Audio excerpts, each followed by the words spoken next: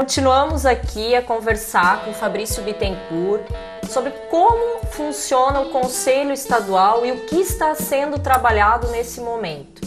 Fabrício, estava aqui falando, a gente terminou da questão processual, da questão do trabalho do advogado, como até o cidadão pode, né, quando se sentir de certa maneira que o advogado não vem fazendo o seu trabalho como deveria, ele tem aonde procurar. Existe uma fase instrutória na subseção, onde o julgamento vai ser na seccional através dos TEDs. Sim. Tá? E isso daí, finalizando esse julgamento, como acontece, se o advogado é penalizado, como é esse processo? Se ocorrer o trânsito em julgado do processo também, porque existe o trânsito em julgado nos processos administrativos, né? Sim. Um exemplo, o advogado pegou uma pena de suspensão de 30 dias, no caso, né? Ele vai ser notificado, certo? Os juízos são notificados também que aquele advogado fulano de tal, ele está suspenso por 30 dias, né? É emitido um acórdão também no próprio conselho, sai com uma ementa, né? Como igual a um julgamento de um tribunal, um tribunal comum, um tribunal comum, um tribunal do trabalho, um tribunal regional federal, enfim, certo?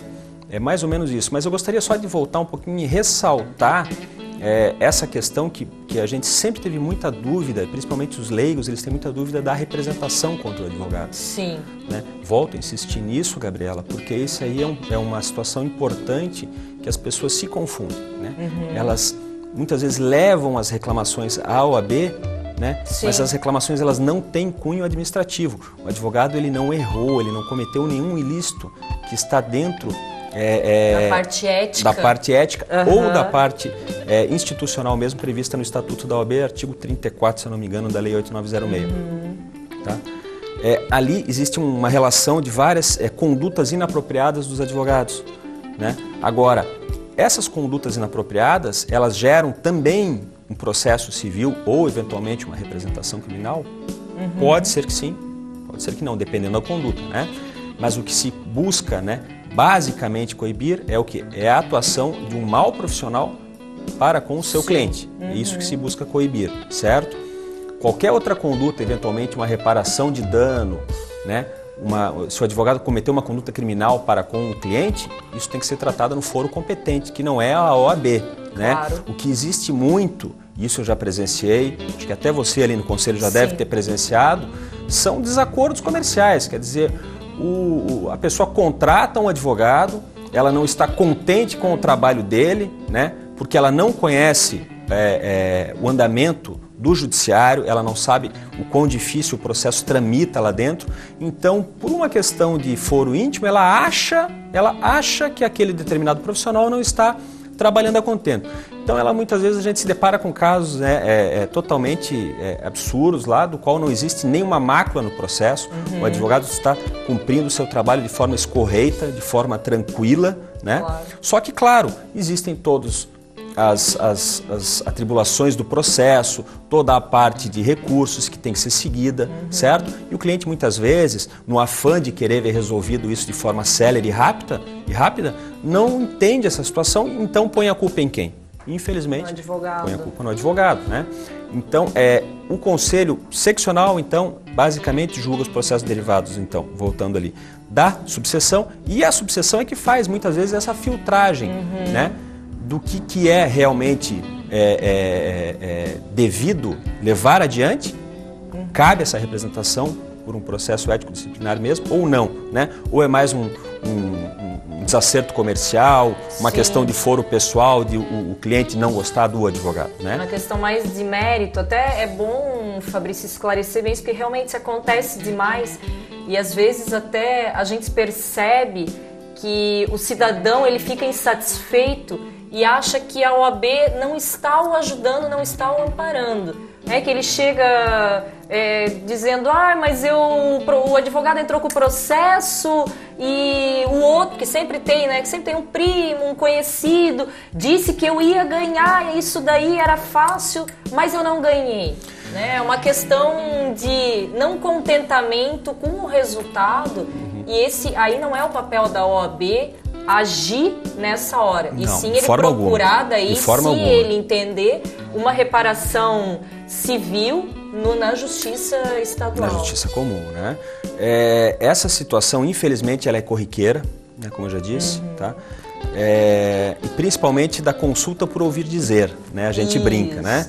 É como a classe médica também sofre muito com essa situação, né? Porque todo mundo na família tem um médico, todo mundo na família tem um advogado, né? Então, eu brinco que as pessoas elas vêm lhe consultar, mas já consultaram outras 10 e elas chegam sabendo mais do que muitas vezes você mesmo, né? Verdade.